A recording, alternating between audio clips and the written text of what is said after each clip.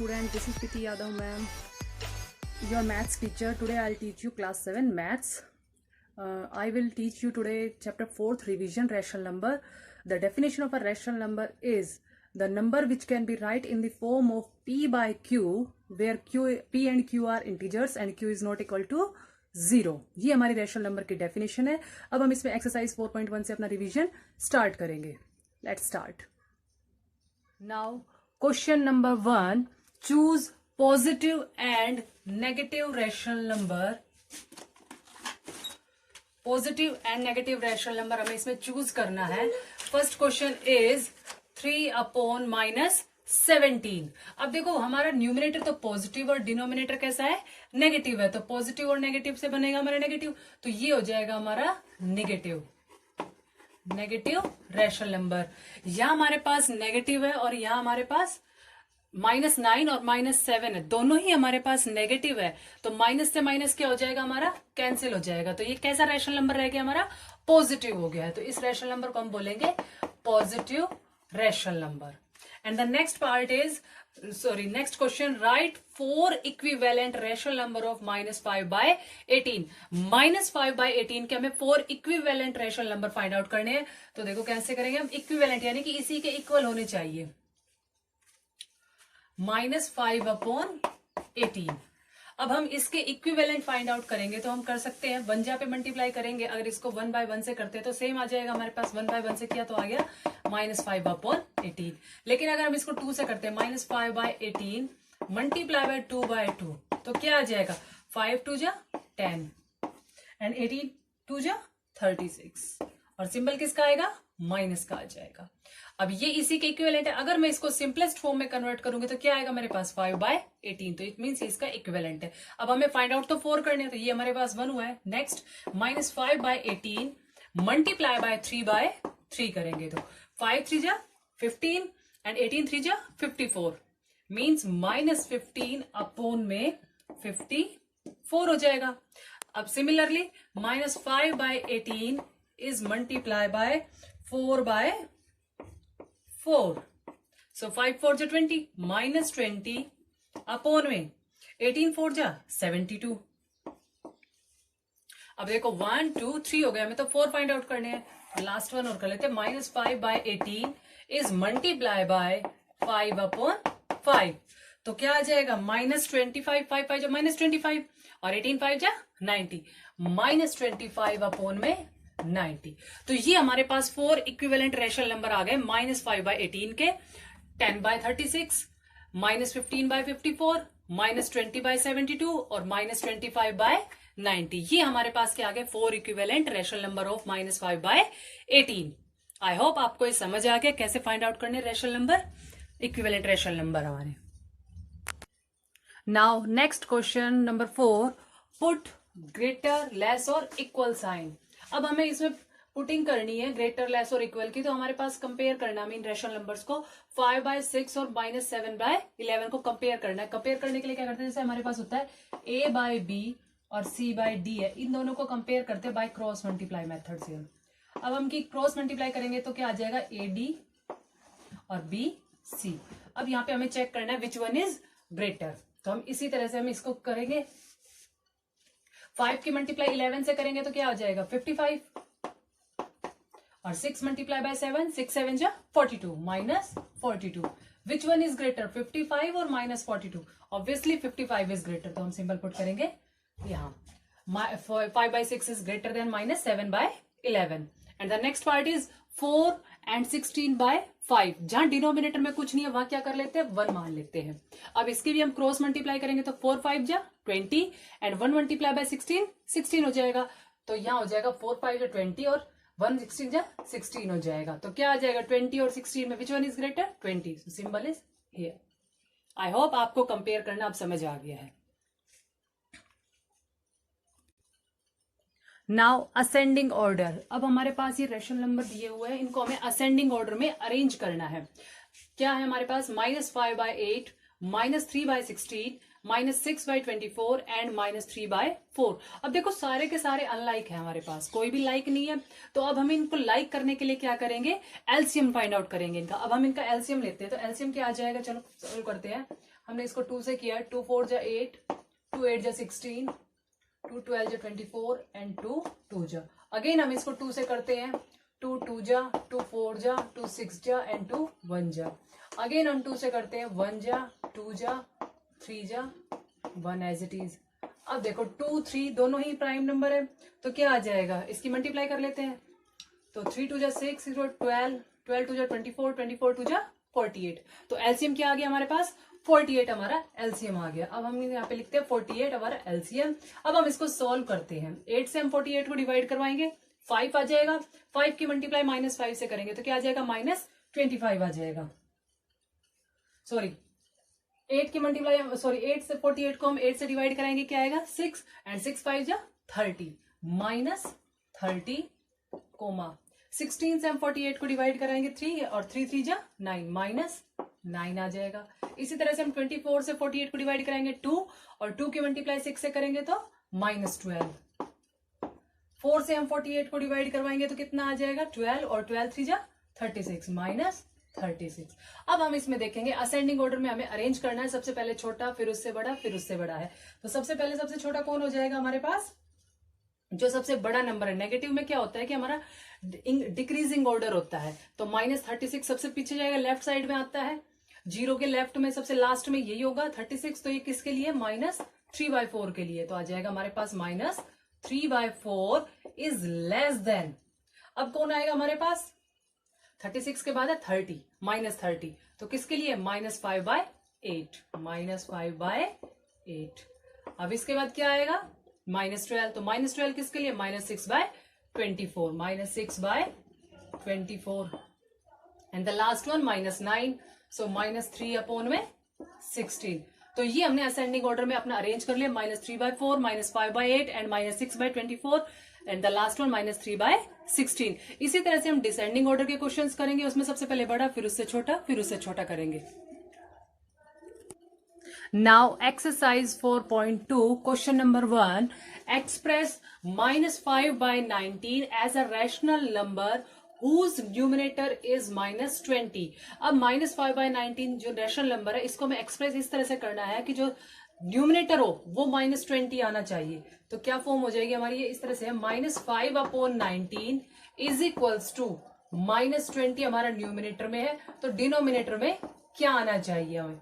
अब हमें ये देखना है, तो -5 है और -20 है, तो -5 को मैं किससे मल्टीप्लाई करूं कि मेरे पास 20 आ जाए। तो मैं अगर इसको मल्टीप्लाई कर देती हूँ 4 से, -5 is multiply by 4, then we get -20, 5 4 जा 20। तो डिनोमिनेटर में भी हमें सेम नंबर से ही मल्टीप्लाई करना पड़ेगा। इट मीन्स 19 को भी हमें 4 से मल्टीप्लाई करना पड़ेगा, तो 19 4 जा 76। एक्सरसाइज 4.2 का जो हमारा फर्स्ट पार्ट है वो इसी टाइप से है, आपको एक्सप्रेस करना होगा। किसी में आपसे न्यूमिनेटर पूछा जाएगा, किसी में आपको डिनोमिनेटर का जवाब देना होगा। तो आप लोग, आई होप आपको सब समझ आ गया है। 4.1 का हम रिवीजन कंप्लीट कर चुके हैं, 4.2 हमने आज स्टार्ट की है, कल हम 4.2 को भी कंप्लीट कर लेंगे रिवीजन में। आपको कोई भी डाउट हो किसी भी टाइम आप मुझसे पूछ सकते हो। Thank you.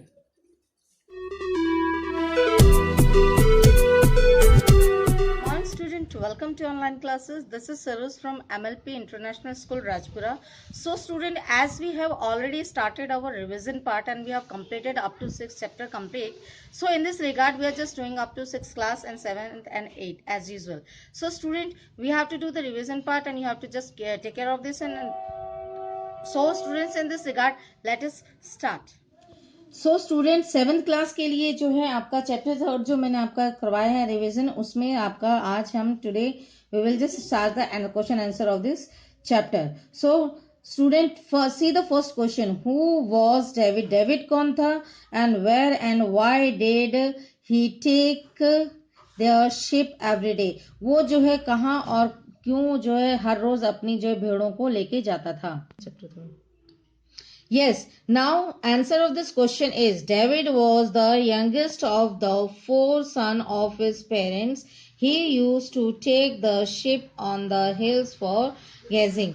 तो इसमें क्या है कि डेविड जो है वो सबसे छोटा बेटा था, 4 भाइयों में से सबसे छोटा था अपने पेरेंट्स का, और वो जो है अपनी भेड़ों को हिल्स के जो है हिल्स के पास लेके जाता था चराने के लिए।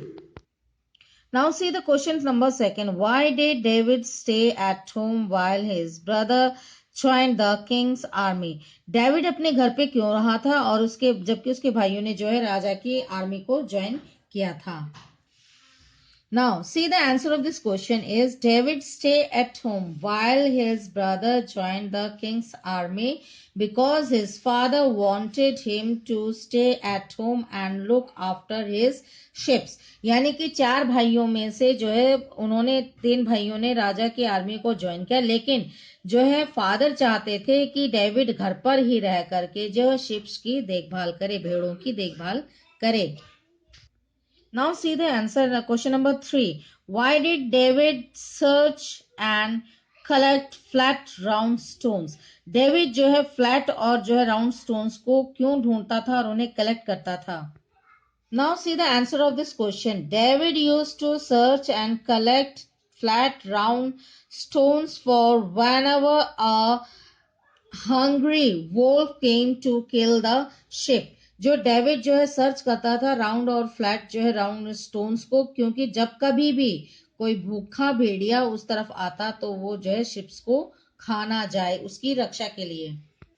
Yes, now see the fourth question. What did his father asked him to do one day? उसके फादर ने, डेविड के फादर ने एक दिन क्या करने के लिए उसे कहा? Yes, answer number 4. One day his father sent him to the town to find his brothers in the king's army and gave him bag of flour and the letters. एक दिन जो है फादर ने, डेविड के father ने उसको बुलाकर कहा कि तुम राजा के आर्मी में अपने भाइयों को ढूंढ करके जो है उनको फ्लोर यानी कि आटा और ये कुछ लेटर्स उनको दे देना. Now see the question number 5. Who was Goliath? Goliath कौन था? Why did he mock at David? और वो डेविड के ऊपर क्यों जो है बोला? Now see the answer number 5. Goliath was a huge Philistine giant. When he saw a little boy was coming to fight with him, then he mocked that why he had come here and didn't he was afraid of himself in his house. Yes, इसमें यह है कि जो गॉलिथ है वो एक बहुत ही बड़ा फिलीपींस का जो है राक्षस था, और वो जो है जैसे ही उसने गॉलिथ को, इसको डेविड को देखा, वो उस पर कहने लगा कि तुम यहाँ पे क्यों आए, चिल्लाए, क्यों कहने लगा कि तुम यहाँ पे क्यों आए, क्या तुम्हें डर नहीं लगता कि तुम अपने आप यहाँ से अपने घर से मेरे सामने आके खड़े हो गए. Now see the question number 6. How did David kill Goliath? Why did he cut his head? David जो है कैसे उसने गॉलिथ को मारा डेविड ने, और why did he cut his head, और उसका सर उसने क्यों काटा? Answer of this question is, on hearing David words, Goliath looked out his huge sword and ran towards him. जब गॉलिथ ने जो है उसकी जो है आवाज, डेविड ने जो है उसकी आवाज सुनी तो जो है गॉलिथ की डेविड की तरफ जोर से भागा. Quickly took a stone out of his bag and put it in his sling. He wheeled and hit it between his eyes. When he fell down, David ran and snatched the sword from Goliath and had cut off his head because he wanted to put it the king's feet. जैसे ही गॉलिथ जो है David की तरफ भागा मारने के लिए, उससे पहले ही डेविड ने जो है अपनी गुलेल पर राउंड पत्थर रखकर उसके दोनों आंखों के बीचों बीच जो है जोर से वो हिट किया, तो उससे क्या है वो फेंट हो गया और क्विकली उसकी जो है तलवार छीन कर डेविड ने उसका गला काट दिया ताकि वो राजा के पैरों में उसको भेंट दे सके. Now the next question number 7. Why were the people of Israel very happy, Israel के लोग जो है क्यों खुश हो गए। Now answer of this question number 7 is the people of Israel were very happy because they were panicked due to Goliath wanted to destroy them. Now he was dead. Yes, वो people जो है Israel किस लिए खुश हो गए थे, क्योंकि जैसे ही गौलियत वहां पे आया था वो उन लोगों को डिस्ट्रॉय करना चाहता था और उसकी धमकियों की वजह से वो लोग पैनिक हो गए थे, यानी कि परेशान हो गए थे। और उसकी जो है खुश इसलिए हो गए क्योंकि जो है वो उसकी डेथ हो गई थी, उसको मार दिया गया था डेविड ने। Now student see the true false of this statement according to the chapter. Chapter के अनुसार आपको ट्रू फॉल्स बताने हैं कि ये स्टेटमेंट सही है या गलत। फर्स्ट का देखिए, David was the youngest of the 4 sons of his parents. David जो है अपने 4 सन्स में से यंगेस्ट में जो है बेटा था, तो ये स्टेटमेंट ट्रू है, सबसे छोटा था। David father send him to the town to join the king's army. David के फादर ने डेविड को किंग आर्मी ज्वाइन करने के लिए भेजा, ये स्टेटमेंट फॉल्स है। नंबर 3 देखिए, David could not find his brothers in the town. वो अपने टाउन में अपने भाइयों को नहीं ढूंढ पाया, तो ये स्टेटमेंट भी फॉल्स है। नंबर 4 देखिए, David's brother encouraged him to fight with Goliath. David के भाइयों ने डेविड को जो है सांत्वना प्रोत्साहन किया कि वो गॉलियत से लड़े, ये भी स्टेटमेंट फॉल्स है। नंबर 5 देखिए, David was scared to see the huge size of the Goliath. David जो है विशाल काय दैत्य गॉलियत को देख करके घबरा गया, ये भी स्टेटमेंट गलत है। नंबर 6 देखिए, David cut off Goliath head with the king's sword. David ने जो है राजा की तलवार से गॉलियत का सिर काटा, तो ये स्टेटमेंट भी फॉल्स है, जबकि उसने डेविड ने जो है गॉलियत की ही जो है तलवार खींच करके उसका गला काटा था। नंबर 7 देखिए, the king gave David half of his kingdom and plenty of money gold and jewels. अब राजा ने जो है डेविड को अपनी आधा राज्य और बहुत सारा पैसा और सोने और जवाहरात उसको भेंट में दिए, तो ये स्टेटमेंट जो है आपकी ट्रू है। अब नेक्स्ट स्टेटमेंट देखिए, ये जो है आपका ई जो है हु सेड टू हुम, ये स्टेटमेंट भी है। ये यहाँ पे नीचे आपके स्टेटमेंट्स दी गई, ये किसने किसको कहा है, सेड टू किसको कहा है, सेड बाय किसने कहा है। तो let us see the statements. First देखिए, go to the town and find your brother in the king's army, ये कहा है डेविड को, said by his father. Number 2 देखिए, I am the mightiest of all, ये इज़राइल के people को कहा गया है और ये जो है गॉलियत ने बोला है ये वर्ड्स। नंबर 3 देखिए, you are still a boy, ये डेविड को कहा गया है और ये उसके भाइयों ने बोला है, हिज ब्रदर ने कहा है डेविड को। नंबर 4 देखिए, I pray to Almighty for your victory, said to David and said by king ने कहा है। नंबर 4 देखिए, go back and hid in your house, ये जो है डेविड को बोला गया है and it is the sent by the जेन, वो विशालकाय दैत्य ने कहा है ये वर्ड्स। नंबर 6 देखिए, I have come here to kill you, now this is to said to Jane by the David ने कहा कि मैं तुम्हें मारने के लिए आया हूं। Now see the 7th one, even a little boy of Israel is braver than you. Now this word has been said by David to Goliath, कि एक जो है इज़राइल का बच्चा भी तुमसे ज्यादा जो है शक्तिशाली है। सो स्टूडेंट, आज के इस वीडियो में आपका रिवीजन पार्ट इतना ही। Now we will just let you come to know in the next video for the further questions. So student, don't forget to just click on the bell icon पे click करना ना भूलें, channel को subscribe कीजिए और share कीजिए video को, और साथ ही साथ बेल आइकन पे क्लिक करना ना भूलें। So student, take care. Thank you. Good morning students, मैं रेनू मैम। तो आज हम कक्षा 7 का पार्ट पहला भाषा, लिपि, बोली और व्याकरण, इसका रिवीजन करेंगे। तो भाषा आपने अभी पढ़ा था, रिवीजन में भाषा पढ़ चुके हैं और भाषा के रूप आपने पढ़ लिए। हम उसको आगे करते हैं।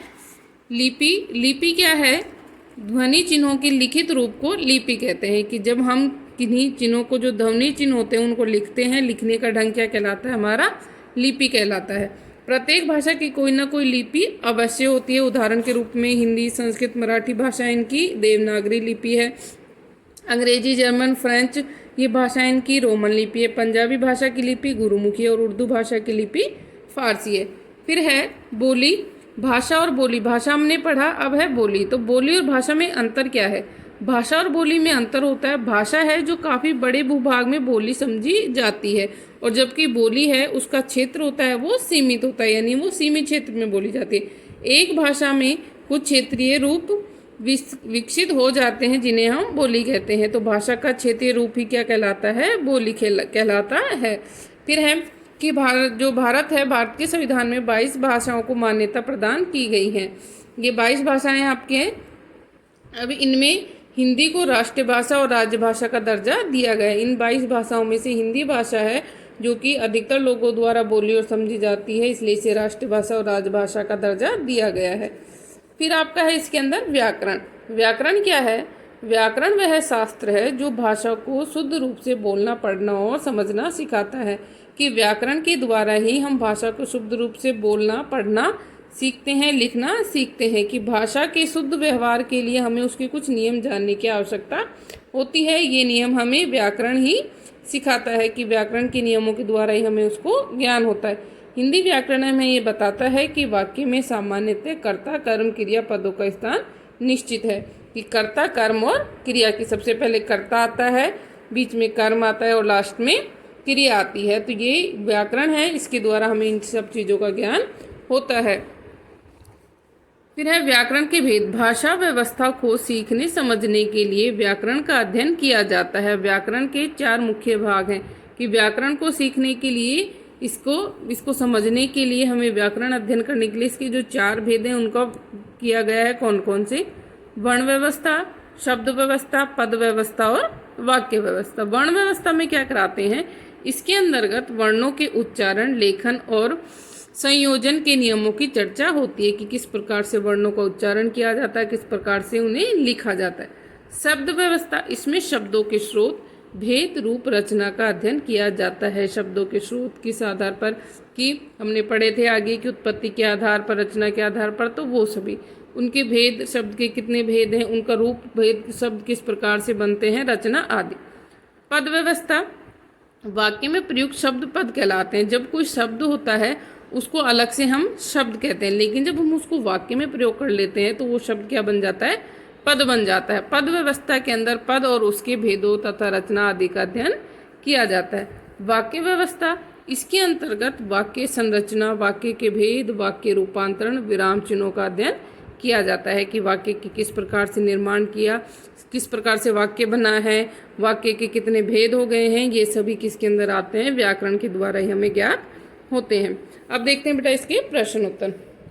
तो पहला प्रश्न है इसमें, भाषा से आप क्या समझते हैं और हमें इसकी आवश्यकता क्यों पड़ती है? कि भाषा से आप क्या समझते हैं?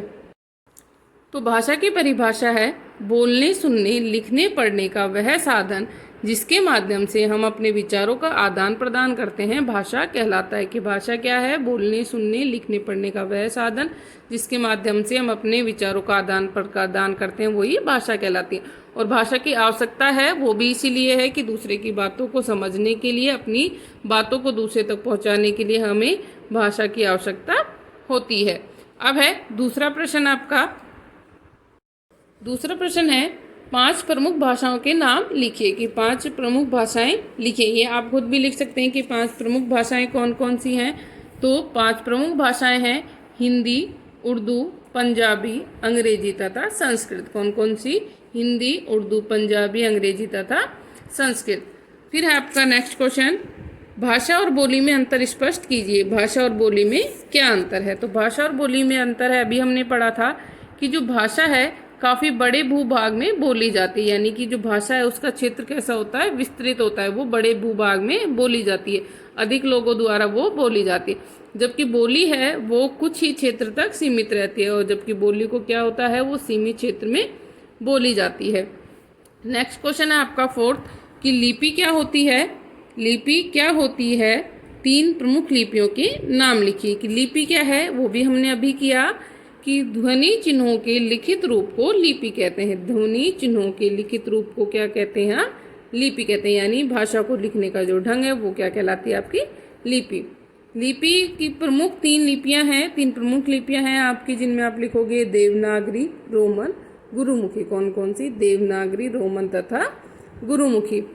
अब इसका चौथा क्वेश्चन है आपका, व्याकरण क्या कार्य करता है, इसके कौन कौन से अंग है। व्याकरण क्या काम करता है, तो व्याकरण क्या करता है कि व्याकरण हमें भाषा के शुद्ध रूप का ज्ञान कराता है। क्या काम करता है व्याकरण, कि व्याकरण हमें भाषा के शुद्ध रूप का ज्ञान कराता है। और इसके प्रमुख हैं 4 अंग हैं, कौन कौन से, वर्ण व्यवस्था, शब्द व्यवस्था, पद व्यवस्था और वाक्य व्यवस्था। भी हमने पढ़ा कि वर्णों के बारे में बताना वर्ण व्यवस्था, शब्द के बारे में शब्द व्यवस्था, और पद के बारे में बताना पद व्यवस्था, और वाक्य के बारे में बताना वाक्य व्यवस्था होती है। अब देखते हैं इसके आगे की एक्सरसाइज। आगे है कोष्टक में सही उत्तर चुनकर रिक्त स्थानों की पूर्ति कीजिए।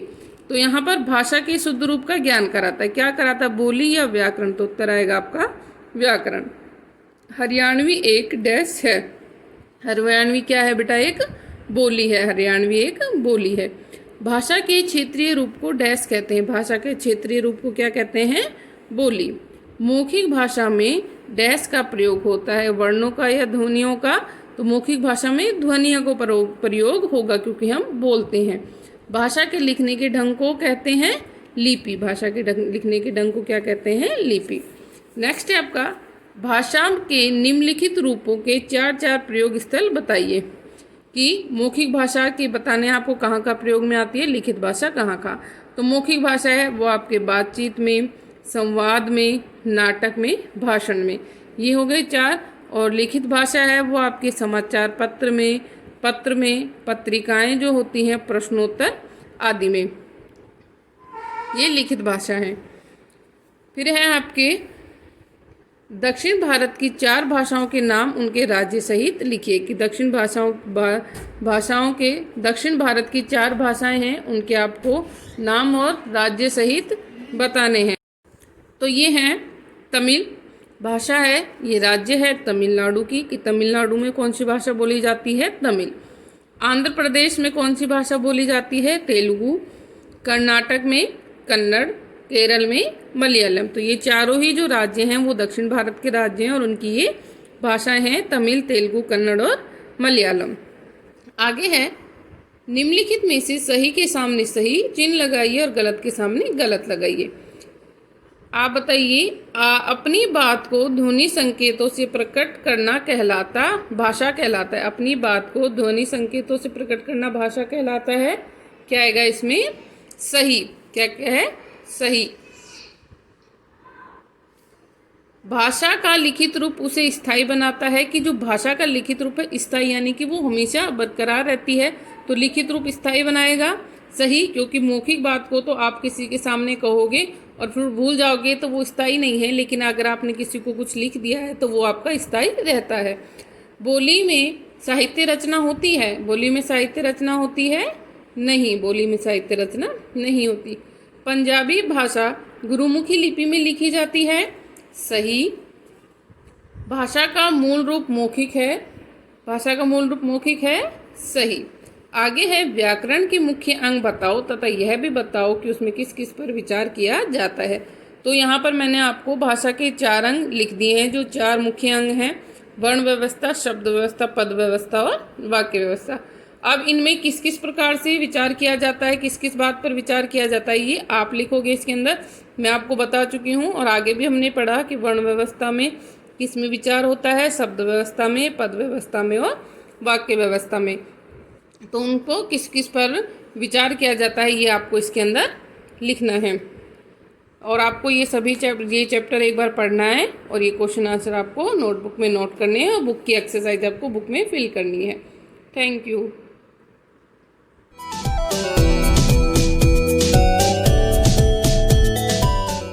very nice morning to all my dear student of class 7th. This is Vinita ma'am, teaching in MLP International School Rajpura, welcoming you to our YouTube channel of online classes. Student, as you know that we are doing the revision of our syllabus content.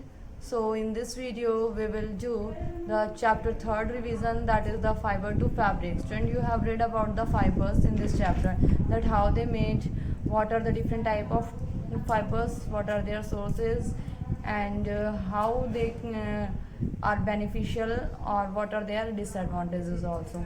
Now we will do the revision of the short question answer. Student, the short question answer here we have mentioned. So the first question is what is the shearing, how it is done during production of wool. Student, shearing क्या होता है and ये किस तरीके से होता है. The process of removing fleece from the body of the sheep. किसी भी सीप की बॉडी से जो फ्लीस, उसके हेयर्स जो होते हैं उसको रिमूव करना, that is known as the shearing. It is done manually. आप ये मैनुअली बाय हैंड भी कर सकते हैं using clippers, but it can also be done by using the shearing machine और सीजर्स. ये सीजर्स की हेल्प से, शेयरिंग मशीन की हेल्प से एंड क्लिपर्स की हेल्प से होता है. Now question number 2 is name of few variety of silk. Few variety of silk आपको बताना है. Here are 4 varieties of common variety जो होती हैं, that is the mention here. The first one is mulberry silk, tasar silk, muga silk, kosa silk. The question number 3rd is list some important characteristic of wool. Important characteristics of wool आपको mention करना है. तो wool आपने देखा होगा, it has कुछ few characteristic by which we use it. The first one is it is soft. Soft होता है. Wool is resistance to fire. Fire resistance होता है. इट मीन्स आप अगर वूल में आग लगाते हैं फायर, तो ये जल्दी कैच नहीं करता. It doesn't catch easily fire. Next is wool provide warm to the body. जो वूल होता है हमारी बॉडी को वार्मनेस प्रोवाइड करता है. That is the reason we wear it in the winter season. Wool has elasticity. It has elasticity, student, also. That elasticity is a term that represent the strength, stretchable, जो उसके अंदर स्ट्रेचबिलिटी होती है वो represent करता है. The fourth question is what is sericulture. Now student, sericulture क्या होता है? Production of raw silk. Raw silk को प्रोड्यूस करना by raising silkworm. Silkworm को ब्रीड करके, उनकी ग्रोथ करके सिल्क को लेना, that is known as the sericulture. इसमें क्या होता है, फार्मर्स सिल्क वॉर्म को मीन्स क्या करते हैं, एक फार्म आप कह सकते हो बना करके उनमें उसको ग्रो करते हैं. ब्रीडिंग फीडिंग वगैरह उनकी करवाई जाती है उनको. और ये जर्नली सिल्क वॉर्म्स जो होते हैं student, they grow on the mulberry leaves, mulberry trees, because they feed on the mulberry leaves. तो वो मलबरी लीव्स को खाते हैं. सो उस पर ही उनकी फीडिंग वगैरह, ब्रीडिंग वगैरह करवाई जाती है. मीन्स उनको स्टे किया जाता है, उस पर रियर किया जाता है, प्रोडक्शन होता है उनका. ना the question 5th is define scoring of सीप. सीप स्कोरिंग क्या होती है स्टूडेंट? देखिए, जो शीप होती है, जब हम उसकी हेयर्स को वहाँ से, उनके फ्लीस को उनकी बॉडी से ले लेते हैं, दैट इज द शेयरिंग. वो उससे हम शेयरिंग बोलते हैं, but here it is the word scouring. Scouring the process of washing the sheared wool. Sheared wool अभी मैंने आपको बताया, शेयरिंग करने के बाद जो वूल हम उसकी बॉडी से निकाल चुके होते हैं, उस वूल को वॉश करना विद द सोप वाटर, पानी से, डस्ट रिमूव करने के लिए, डर्ट रिमूव करने के लिए, उसमें धूल मिट्टी वगैरह जो होती है, एंड ग्रीस, उसमें ऑयलीनेस भी होता है. सो उन सब चीज़ों को रिमूव करने के लिए, सो उसकी बॉडी से, उसमें से जो वूल ग्रीस वगैरह होता है उसको रिमूव करने के लिए student we use the a process that is termed as scoring. Now question number, we are talking about the long questions. Here first question is how is wool fiber obtained from the sheared wool. sheared wool से wool fiber किस तरीके से obtain होता है. shearing is the first step to obtain wool fiber by removing fleece from sheep's body. sheep's की body से जो shearing किया हुआ wool होता है, मतलब उस wool को निकाल लेना, उनके शरीर से, उनके खाल से उस बाल को निकालना. बाल ही स्टूडेंट उनका थ्रेड बनाने के लिए यूज़ होता है. सो आफ्टर दैट, इसके बाद जो नेक्स्ट स्टेप्स आते हैं, that are the scouring, grading, dyeing, spinning and weaving. Scouring में हम उसको वॉश करते हैं, ग्रेडिंग में उसको ग्रेड करते हैं, डिफाइन करते हैं कि कौन सी बेस्ट क्वालिटी है, डाई करना, उसको कलर करना है, स्पिनिंग उसको बुनना है, एंड आफ्टर दैट बुनने के बाद, वीविंग करने के बाद we make a fabric. Okay, now question number 2 is state the use of silk. Silk का यूज़ क्या होता है? It is use in parachutes. Parachutes making में यूज़ होता है. Making in silk sheets, pillows वगैरह, सिल्क शीट्स वगैरह को बनाने के लिए यूज़फुल होता है. It is use for painting. Painting के लिए, वॉल पेंटिंग वगैरह, wall painting in the sense मतलब पेंट करके उसको वॉल पे हैंगिंग करना, that is I am calling the wall paint वगैरह। Okay, then its fabric are also use for decoration. Student जितने भी इसके फैब्रिक्स होते हैं उनको यूज़ करके हम डेकोरेशंस का यूज़ कर सकते हैं। शीट्स वगैरह आपने देखे होंगे, कारपेट वगैरह लगाई जाते हैं। It is use for making shirt, silk suit and silk tie वगैरह को बनाने के लिए यूज़ किया जाता है, साड़ीज़ वगैरह बनाने के लिए। Okay, now next question third is how is the health of workers in silk and wool industries affected. Wool industries और सिल्क मतलब किस तरीके से अफेक्ट होते हैं, हेल्थ ऑफ वर्कर्स के बारे में बात करें student. In wool industry health hazards जो होते हैं, anthrax is a major health hazard. Anthrax एक प्रॉब्लम होती है, एक डिसीज़ होती है जो कि किसी भी पर्सन को फेस करनी पड़ सकती है जो कि वूल इंडस्ट्री में वर्क कर रहे हैं, because it is a type of disease that occurs in the blood causing anthrax bacteria. अगर ब्लड में किसी भी पर्सन के ब्लड में वूल इंडस्ट्रीज में वर्क करते टाइम उसकी बॉडी में एंथ्रेक्स बैक्टीरिया चले जाते हैं, उसके ब्लड में चले जाते हैं, then they create a disease that is the anthrax disease. In silk industries में अगर हम बात करें तो handling of silk causes burning of skin and blisters. आपने देखा होगा जब किसी की स्किन बर्न हो जाती है तो कुछ ब्लिस्टर्स वगैरह इस टाइप का दिखाई देता है, तो that is the skin burn होने लगता है अगर कोई भी पर्सन सिल्क को कैरी करता है। तो ये सारे हजार्ड्स होते हैं। It also cause respiratory problems like asthma. किसी भी पर्सन को अस्थमा हो सकता है वहाँ पर वर्क करते time. It also cause I problems, back एक प्रॉब्लम हो सकती है, पीठ वगैरह में दर्द होना, आई प्रॉब्लम, ये सारी वेरी कॉमन फैक्टर्स हैं, कॉमन डिसीज़ हो सकते हैं जो कि कोई भी पर्सन अगर silk industries and wool industries में वर्क कर रहा है। बिकॉज स्टूडेंट क्या होता है, वूल इंडस्ट्रीज और सिल्क इंडस्ट्रीज में वर्क जितने भी आपके क्लॉथ मैन्युफैक्चरिंग इंडस्ट्रीज होती हैं उनमें फ्लैश उड़ता है। फ्लक्स स्टूडेंट एक थ्रेड जो आप कह सकते हो, रेशा, रुआं, ये जो उड़ते रहते हैं वहाँ पे, तो वो किसी भी पर्सन की बॉडी में जाने से उसको अस्थमा वगैरह की प्रॉब्लम, उसके मतलब थ्रॉट वगैरह में कोई दिक्कत हो सकती है। ना fourth question is how is silk fibre obtain from the cocoon. Cocoon से सिल्क फाइबर किस तरीके से ऑप्टेन होता है। Cocoon are collected and kept under the sun. सबसे पहले कोकून को कलेक्ट किया जाता है and after that they are dried in the sun and फिर बॉयल किया जाता है एंड एक्सपोज किया जाता है स्टीम में। बॉयल करने के बाद उनको स्टीम में सुखा के स्टीमिंग की जाती है। This help in separating out the silk fibres. देखिए क्या होता है, उनको फिर सिल्क फाइबर से सेपरेट किया जाता है। उस कोकून के ऊपर जो थ्रेड इस तरीके से लपेटा हुआ होता है, जब बॉइलिंग के बाद उसके थ्रेड को सेपरेट किया जाता है and the process by which thread is separated from cocoon is called reeling. अब उस कोकून में से जब उस थ्रेड को रिलीज किया जाता है that is known as the reeling. Fifth question is various stages आपको बतानी है life cycle of silkworm. Silkworm की लाइफ साइकिल जो होती है उसके बारे में। The first one is egg. सबसे पहले क्या होता है, एग होता है, because female moth lays eggs. देखिए स्टूडेंट, फीमेल मोथ जो होती है वो एग देती है एंड आफ्टर दैट उस एग में से 350 एग देती है एट अ टाइम। वो बसंत में, स्प्रिंग सीजन में ले करती है एंड आफ्टर दैट उस एग में से लार्वा निकलता है। That is the second stage. When egg hatches, जब एग हैच किया जाता है उसको अंडे को सेने के बाद सिल्क वॉर्म उसमें से क्रॉल करता हुआ बाहर निकलता है। दैट इज द लार्वर स्टेज, वो उसकी लार्वल स्टेज होती है। आफ्टर दैट लार्वा जो होते हैं वो मलबेरी लीव्स के ऊपर फीड करते हैं, खाते हैं उनको and after that they form the cocoon, the third one stage. Because वो कोकून क्या होती है, एक इस तरीके से बॉल सी होती है और उस पर इस तरीके से रीलिंग लगी हुई होती है वाइट कलर की। आपने देखा भी होगा, you can see that pictures in your text book also. तो आप इसमें स्मॉल कॉटन बॉल कह सकते हैं आप उसको, उस तरीके से वो दिखता है और एक थ्रेड उसके ऊपर सिंगल थ्रेड लगा हुआ होता है। Okay, this was the third and the fourth stage is pupa, जिसे हम, ये मोशनलेस स्टेज होती है, इसमें कुछ भी मूवमेंट नहीं होता है। बिकॉज इस टाइम पे जो होता है वो फार्मर का प्रोसेस स्टार्ट हो जाता है।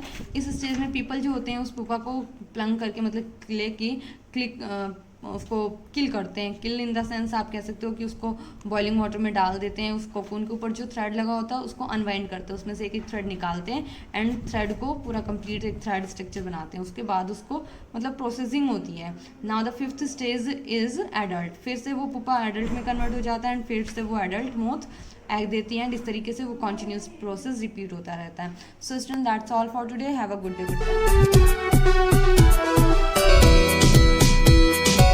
YouTube channel. This is for 7th class, and students, we are going to start with the next topic, that is the tense. I will tell you there are 3 kinds of tenses, as you see: present,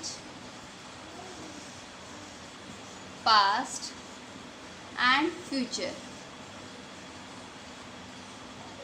Students, we are having each tense, we are having 4 types.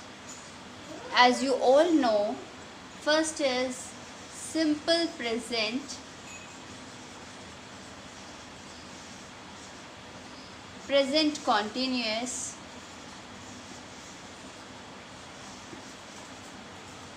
present perfect,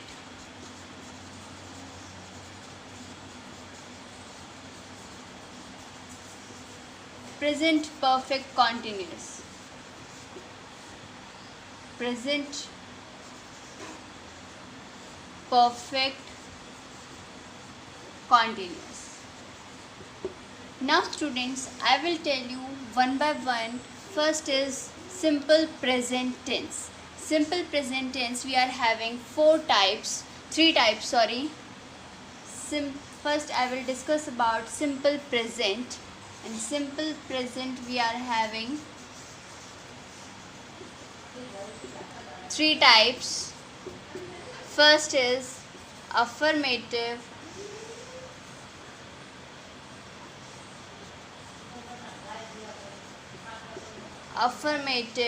we can say positive also,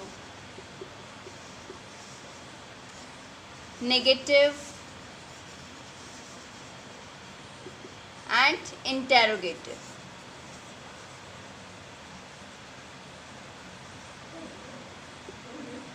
Now I will tell you the formation of simple present tense, and then I will tell you about affirmative, negative and interrogative sentences. Now in simple present tense, formation is simple present tense. I will tell you the first of all rule. What is the rule of simple present tense? First is subject plus first form of the verb plus s or es plus object. So this is the rule. I will give you an example.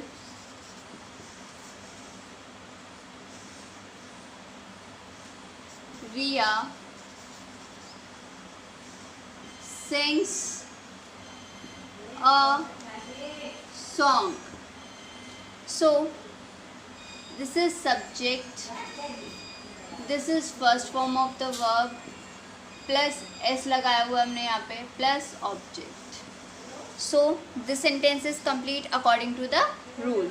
Now this formation is used for the affirmative and negative sentences. In sentences के साथ ये कैसे rule apply होगा? See the affirmative.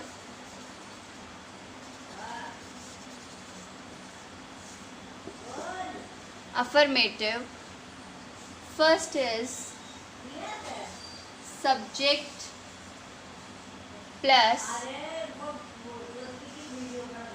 first form of the verb plus s or es plus object.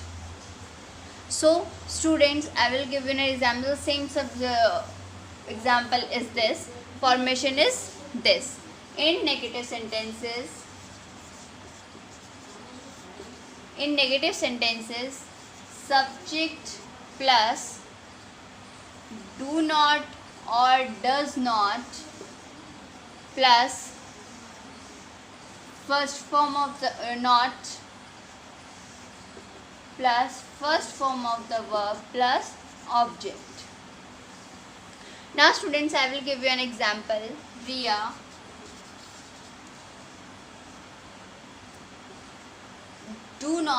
did not, we are going to put did not sing a song. Sings a song. So when we are going to put not with the sentences, they are including in the negative sentences. Make sure that negative sentences में है हम हमेशा not put करते हैं. And next students, I will give you an example of interrogative sentences. Next is interrogative sentences. In interrogative sentences, we are going to use question mark with the words. So we are going to start with the helping verbs. Helping verb is did Riya sing a song? क्या रिया गाना गा सकती है? So we are going to start with the helping verb plus subject plus first form of the verb plus object and then question mark. Question mark is important to ask the question what is about. Next is present continuous. Now present continuous is rule is subject plus first form of the verb plus ing plus object. Sorry, is subject plus is mr according to the subject plus first form of the verb plus ing plus object. This is the rule for present continuous tense.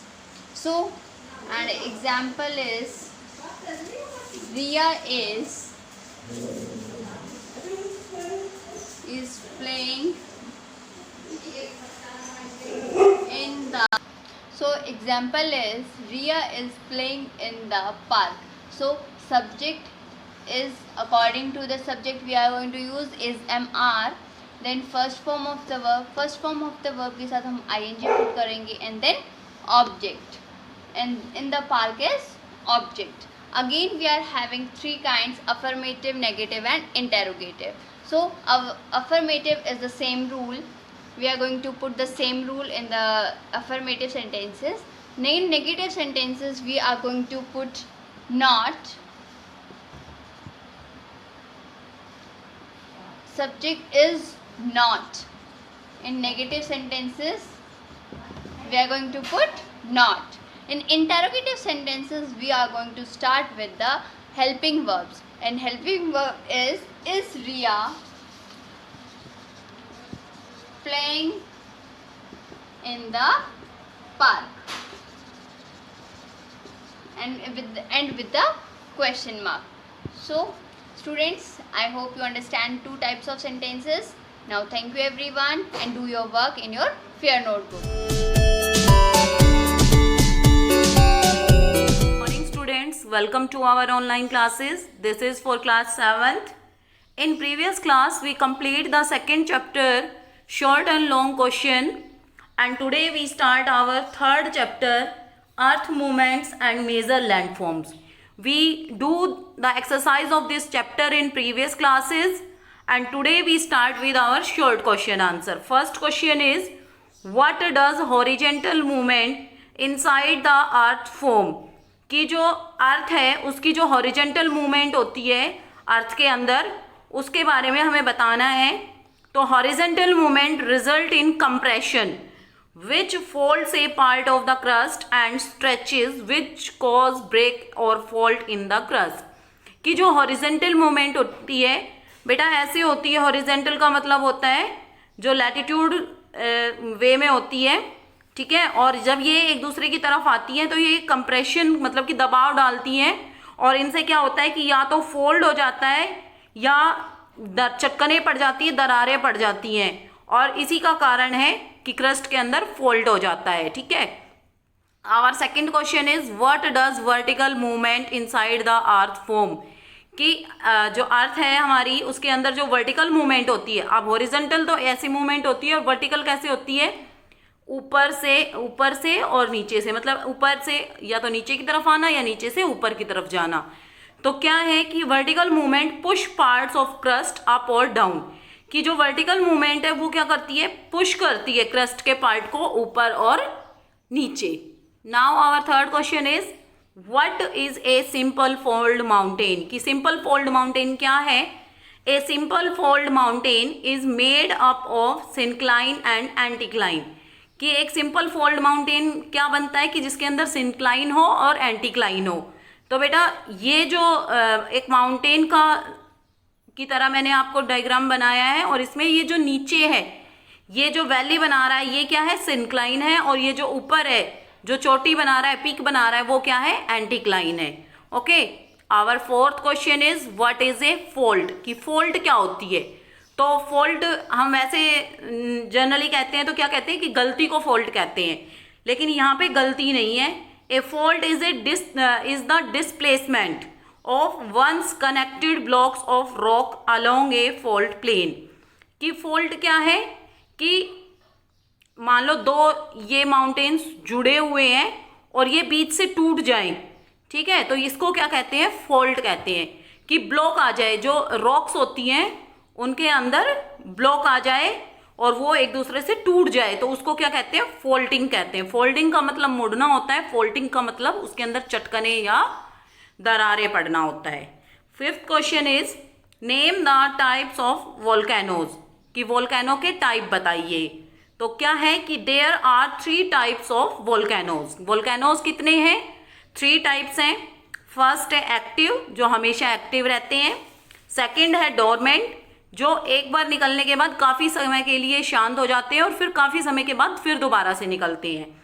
And third is extinct. Extinct का मतलब है कि जो एक बार निकले और उसके बाद फिर कभी नहीं आए। तो क्या है 3 टाइप्स वोल्केनो की, active, dormant and extinct. Now we do the long question answer of this chapter. Question number 1 is how do mountain get formed, कि माउंटेन कैसे बनते हैं। आंसर इज जनरली मैं आपको बता देती हूँ कि माउंटेन कैसे बनते हैं। या तो माउंटेन बनते हैं जो क्रस्ट की जो प्लेट्स हैं उनका हॉरिजॉन्टल मूवमेंट से, या क्रस्ट की प्लेट का वर्टिकल मूवमेंट से, ठीक है, क्योंकि जब क्रस्ट के पार्ट अप एंड डाउन होंगे तो या तो माउंटेन बनेंगे, या जब वो कंप्रेस करेंगे तो फोल्ड होने के कारण माउंटेन्स बनेंगे। Mountains are formed by folding of the earth crust. ये जो मैंने अभी आपको समझाया है ये उसी का है कि जो माउंटेन किस तरीके से बनते हैं, या तो फोल्डिंग से बनते हैं या फिर फोल्डिंग से बनते हैं अर्थ क्रस्ट का। Mountains are also formed by volcanic eruption। और दूसरा माउंटेन किस कारण से बनते हैं, वोल्केनिक eruption से बनते हैं। कि जब वोल्केनो अर्थ से बाहर आता है तो क्या होता है कि जो लावा होता है जो फिर वो क्या करता है, वो जम जाता है धीरे धीरे, ठीक है। तो जितना पतला लावा होगा वो जल्दी से फैल जाएगा, और जितना गाढ़ा लावा होगा वो उतना ही कम फैलेगा और हाई माउंटेन्स बनाएगा। Third is mountains are formed when the earth tectonic plate smashing together. कि माउंटेन्स कब बनते हैं, जब अर्थ की जो टेक्टोनिक प्लेट्स हैं, मैंने अभी आपको बताया था कि प्लेट्स हैं, अपनी जो अर्थ है उसके अंदर कुछ ओशियनिक प्लेट्स हैं और कुछ कॉन्टिनेंटल प्लेट्स हैं। तो ये जब एक दूसरे से स्मैश करती है, मतलब एक दूसरे से टकराती हैं या मिलती हैं। स्मैश का मतलब क्या होता है कि मिक्स होना, ठीक है।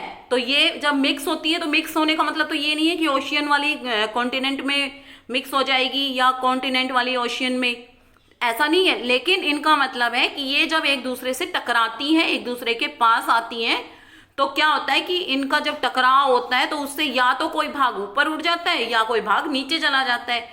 तो इसी कारण से माउंटेन्स बनते हैं। तो माउंटेन्स कैसे बनते हैं, या तो फोल्डिंग से, या वोल्केनिक eruption से, या जब टेक्टोनिक प्लेट्स की जो अर्थ की जो टेक्टोनिक प्लेट्स हैं वो स्मैश करती हैं एक दूसरे से। Now our second question is what is a volcano, define it parts. कि वोल्केनो के बारे में बताना है अब हमें कि वोल्केनो क्या होता है और उसके पार्ट्स बताने हैं। Volcanoes are weak point on the surface of the earth that opens up due to pressure from inside। कि वोल्केनो वीक पॉइंट है सरफेस का, जो अर्थ के ऊपर ओपन होता है जब अर्थ के अंदर प्रेशर बनता है। अर्थ लिक्विड पार्ट में है और वहाँ पे क्या बनता है, प्रेशर बनता है, क्योंकि लिक्विड जब चीज़ें गर्म होती है तो वो ऊपर उठती हैं। तो वहाँ पे जो गैसें गर्म हो जाती है वो ऊपर उठती है और वो प्रेशर लगाती है अर्थ सरफेस को, और जहाँ से वीक पॉइंट होता है वहाँ से उसका eruption हो जाता है, उसी को वोल्केनिक eruption कहते हैं। अब है पार्ट्स ऑफ वोल्केनो, कि वोल्केनो के part. First is magma chamber, a large underground pool of molten rocks below the crust. कि एक जो मैग्मा चैम्बर का मतलब है कि रॉक जो क्रस्ट होती है उसके नीचे एक पूल टाइप में होता है पिघली हुई चट्टानों का, ठीक है, तो उसी को क्या कहते हैं, मैग्मा चैम्बर कहते हैं, कि जहां पे मैग्मा इकट्ठा हो रहा होता है। Second is went, opening through which magma comes on the surface, कि वो रास्ता जहां से मैग्मा अर्थ के ऊपर आता है। Third is crater, a bowl shaped depression at the mouth of volcano, कि जहां से वोल्केनो निकलता है वहां पे कटोरी नुमा शेप का होता है, जैसे यहाँ से वोल्केनो अरप्शन हुआ, ये वोल्केनो है नीचे, ये तो मैग्मा चैम्बर है, ठीक है, और यहाँ से निकल रहा है तो ये है वेंट, और इसके ऊपर इस टाइप का एक बाउल टाइप का होता है, तो उसी को क्या कहते हैं, उसी को कहते हैं क्रेटर, ठीक है। Lava flow, a mass of flowing of or molten lava, कि लावा का एक अधिक मात्रा में बाहर निकलना ही क्या कहलाता है, lava flow. Our next question is what are the types of volcanoes. तो टाइप ऑफ वोल्केनो अभी हमने देखे थे, अब हम इनको थोड़ा डिटेल में करेंगे, ठीक है। तो क्या है, what are types of volcano, there are 3 types of volcano. First active, they are erupted frequently, कि ये तेजी से निकलते रहते हैं और हमेशा निकलते रहते हैं, मतलब कंटिन्यूअस प्रोसेस में ये चलते रहते हैं। Example, around the Pacific ocean, Hawaii island, कि ये कहाँ कहाँ मिलते हैं ज़्यादा, अराउंड द पैसिफिक ओशन में, और हमारे इंडिया का जो एक्टिव वोल्केनो है उसको बैरन आइलैंड कहते हैं। सेकेंड है dormant, they are sleeping volcanoes, they erupted after a long time, कि इनको स्लीपिंग वोल्केनो भी कहते हैं क्योंकि ये काफ़ी समय के बाद दोबारा से इरप्ट होते हैं। एग्जाम्पल है mount Vesuvius in Italy. Third is extinct, they have not erupted in human history, कि ये मानव इतिहास में कभी मतलब इरप्ट नहीं होते दोबारा, एक बार इरप्ट होने के बाद ये दोबारा कभी इरप्ट नहीं होते। एग्जाम्पल है माउंट किलिमंजारो इन अफ्रीका, की जो किलिमंजारो माउंटेन है अफ्रीका का, वो इसका एग्जाम्पल है। Now our fourth question is what happen in an earthquake, की अर्थक्वेक के अंदर क्या होता है। Earthquake are sudden violent shaking of the ground, these vibration और tremors originate due to disturbances inside the earth, tectonic plate movement and volcanic eruptions are the main cause of the earthquakes। कि earthquake क्या होता है, अर्थ का एक sudden movement होता है, कि अचानक से अर्थ का हिल जाना क्या कहलाता है, अर्थक्वेक कहलाता है। और ये किस कारण से होता है, कि जब अर्थ के अंदर कोई डिस्टर्बेंस पैदा होता है, मान लो 2 टेक्टोनिक जो प्लेट्स हैं वो आपस में टकरा रही हैं या ऐसा कुछ हो रहा है, तो उसी के कारण से क्या होता है, वोल्केनो या अर्थक्वेक आता है। तो ये कॉजेज हैं। और now our next question is explain faulting. अब हमें फॉल्टिंग को एक्सप्लेन करना है। Faulting refers to the breaking और cracking of old hard and brittle rocks, कि जो ओल्ड हार्ड या जो मतलब कि पुरानी या ऐसी टूटी फूटी रॉक्स होती हैं, जो ये कमज़ोर रॉक्स होती हैं, उनका टूटना फूटना फॉल्टिंग कहलाता है। Which lead to formation of cracks और faulting in the earth crust, और जो अर्थ की जो क्रस्ट है उसके अंदर फॉल्ट्स या क्रैक्स डाल देता है। A faulting usually result in a rift valley और ए ब्लॉक माउंटेन, और फॉल्टिंग से मोस्टली क्या होता है, या तो एक रिफ्ट वैली बनती है या एक ब्लॉक माउंटेन बनता है। Example Narmada and Tapi valleys, की नर्मदा और जो ताप्ती की जो वैलीज हैं वो इसका एग्जाम्पल है। विंध्यन एंड सतपुरा रेंजेस, विंध्यन और जो सतपुड़ा रेंजेस हैं वो इसके फॉल्टिंग के एग्जाम्पल्स हैं। Okay students, so today we revise our third chapter of geography. In this chapter we revise the major landforms of the earth and types of volcano, anticline, syncline, folding, faulting, horizontal movements of the earth, vertical movement of the earth. I hope you understand all these topics very well and revise your chapter. Okay, thank you.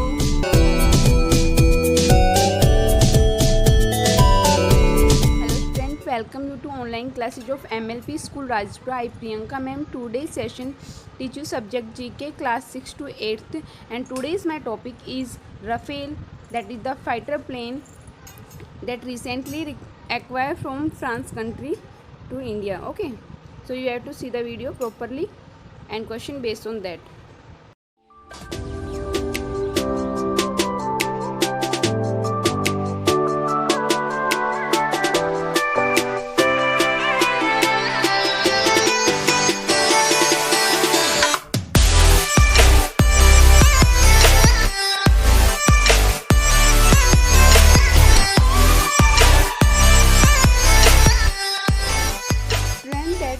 place in UAE that place has a takeoff after 7,000 kilometre Rafale means जब ये वहाँ से start हुई थी इसकी जो starting हुई थी इसकी जो जर्नी वहाँ से बीच में इन्होंने एक टेक ऑफ लिया था कहाँ पे 7,000 किलोमीटर के बाद UAE इंडिया का एक नेबरिंग कंट्री है वो. Okay, now I tell you 20 MCQ question based on Rafale jet. Okay, so let's start.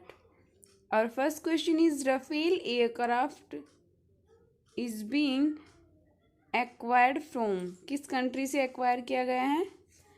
Answer is France. France से एक्वायर किया गया है. Next one is Rafale fighter aircraft is design and built by which company. किस company के through इसको बनाया गया है? तो हेयर 4 ऑप्शंस आर गिवन और answer is Dassault Aviation. Next question is question number 3. How many Rafale India bought from France. कितने जो रफेल है वो इंडिया फ्रांस से खरीदेगा? 36. और ये अप टू 2022 तक इंडिया में आ जाएंगे सारे. ओके, तो रिसेंटली अभी कितने आए हैं? 5. Next one is when was Rafale deal sign. सबसे पहले इसकी डील कब हुई थी? 23 सितंबर 2016. और आए कब है इंडिया में? 2022 में. So you have to learn that कि इसकी डील कब साइन हुई थी. Next one, Rafale is an equipment with which missile system. किस मिसाइल सिस्टम के इक्विपमेंट इसमें यूज हैं? तो answer is scalp cursive missile. Next one is what is the maximum speed of Rafale. Maximum speed कितनी है? ये 1 our और 1 में कितना किलोमीटर क्रॉस करता है? 2223 किलोमीटर. ओके, इसकी स्पीड बहुत ही फास्ट है और इसका जो टारगेट है वो भी बहुत काफ़ी किलोमीटर तक है. Rafale can carry up to fill in the blanks MICA missile. कितने मिका मिसाइल इसमें? 6 मिसाइल को ये ले जा सकता है अपने उसमें कैरी कर सकता है. Next question is what is the range of Rafale. इसकी रेंज मीन्स ये कहाँ तक जो फाइटिंग कर सकता है इसकी रेंज क्या है? 3700 किलोमीटर तक इसकी रेंज होती है. 3700 kilometres. Next question is 36 failed deal cost between India and France is. जो हमारे इंडिया और फ्रांस के बीच जो डील हुई थी उसमें जो 36 जो रफेल परचेज किए उनकी कॉस्ट कितनी है? 59,000 crore. Okay, next one is question number 10. Rafale can easily carry bomb up to. कितने केजी तक के बॉम्ब ये कैरी कर सकते हैं रफेल? तो answer is 9,500 kg. Okay, next question is Rafale is equipped with beyond visual range missile with which has a range of. उसकी कितनी रेंज है? विजुअल रेंज जो मिसाइल है, विजुअल का मतलब है जो देख सकते हैं ना दूर से. तो answer is 150 kilometre per hour. Next one, next question is Rafale is equipped with scalp missile which has a range of. उसकी जो स्केलअप मिसाइल है उसकी रेंज कितनी है? 300 kilometres per hour. Okay, our next question is question number 13. Which engine is use in Rafale. कौन सा engine use किया गया रफेल में? Snecma M88 and turbofan. Okay, next question is Rafale is fitted with means इसमें कितने engine fit किए गए हैं? Answer is 2 engine. Next question is what is the length of Rafale? Rafale की length means ये कितना बड़ा है? Answer is 15.30 metre. Okay. Question number 16. The first batch of 5 Rafale fighter jets arrived at which Air Force station? That everyone know, Ambala Air Force Station. Student, that is the question कि इन्होंने Ambala air force station ही क्यों choose किया? Because यहाँ से China और पाकिस्तान का जो border है वो बिल्कुल भी नज़दीक रहता है. That is the best railway station to connect with China's एंड Pakistan. Okay. Next question is who is the first Indian pilot to fly Rafale? Answer is means जो इंडिया के पहला पायलट कौन सा था जिन्होंने रफेल को फ्लाई किया? Answer is Hilal Ahmad Rather. Next one. Okay. For how many hours Rafale can fly in the sky? कितने घंटों तक रफेल आकाश में उड़ सकता है? Answer is 10 hours. Mean 10 hours तक ये फाइटिंग कर सकता है. Continue. Next question is when was Ambala air force station established? Means कब बना था जो अम्बाला में एयरफोर्स स्टेशन है वो? Answer is 18 June 1919. मीन्स 1919 में ये बना था. मीन्स हमें तब तो फ्रीडम भी गेट नहीं हुई थी, उससे पहले का बना हुआ जो एयरफोर्स स्टेशन है ये. Next one is Rafale is considered as the generation aircraft. तो किस जनरेशन का एयरक्राफ्ट है ये? 4.5 जनरेशन. स्टूडेंट, जैसे कि कंप्यूटर में, कोई भी मोबाइल फ़ोन में जनरेशन मीन्स इनकी जो सीरीज चलती हैं, तो इस तरह से हमारे रफेल जो जेट इंजन है उसकी सीरीज है 4.5.